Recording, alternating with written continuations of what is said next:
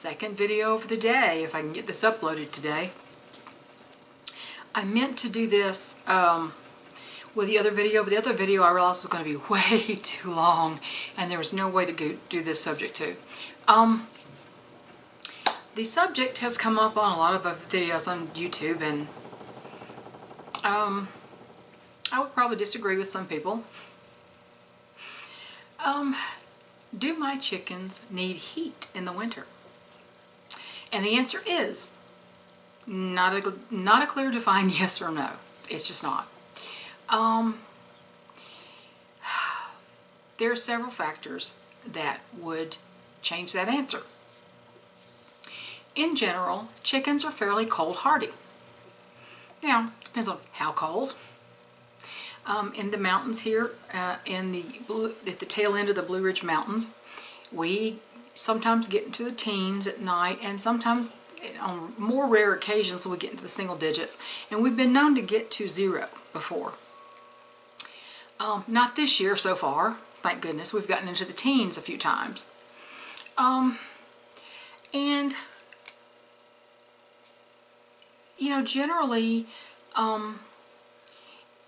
people who live in colder climates than this, chickens are fairly cold hardy, but you know, chickens with large combs, like some of the roosters with large single combs, some hens with large single combs can get frostbite, and if their bedding is wet, they can also get frostbite on their feet. If they have bad circulation, they can also get frostbitten feet. My Isaac actually was unable to roost very well. He'd fall off the roost in the middle of the night, and our other coop was up off the ground, so cold air was always running underneath it. And on one night it got down to 2 degrees, and I didn't realize he was sleeping on the floor, and he ended up with frostbitten toes, and he lost 3 toes, to the ends of 3 toes eventually. His comb was not frostbitten. It was just his toes, because his legs had bad circulation. But in general, chickens don't need supplemental heat if they are fully feathered, as my Amanda wasn't, not my Amanda, my Athena was not, and if they are not old and arthritic, like many of mine are. So it's not just a simple yes or no answer. I mean, how many people do you know have 11, 12, and 13-year-old chickens? See what I mean?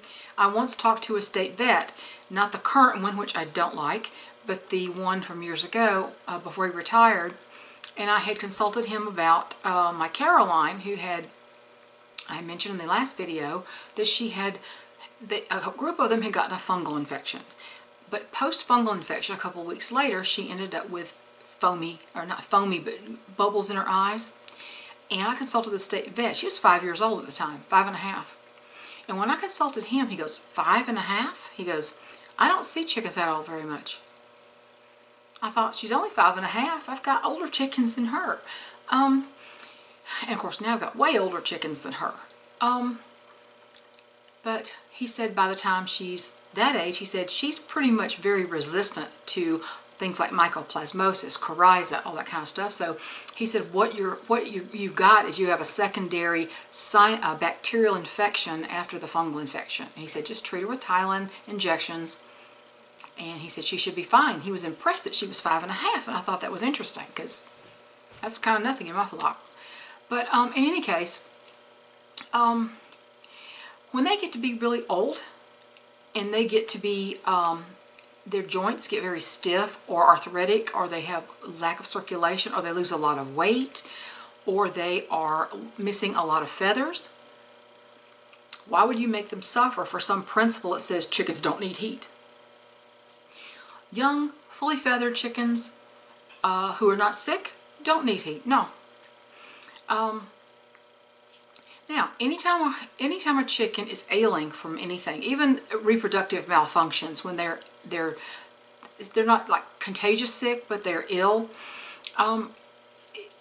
when you separate them, if you've got a chicken separated because she isn't feeling well, and it's extremely frigid, it doesn't hurt to give her one of those little ceramic reptile bulbs. I only these days, except for one pen, basically use these ceramic reptile bulbs. They don't put off any any light whatsoever. They come in, you know, 75, 100, 150 watt, 200 watt. I use 150 watt normally about that.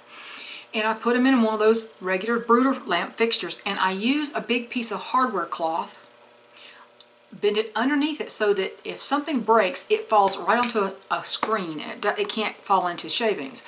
You have to always use precautions, obviously.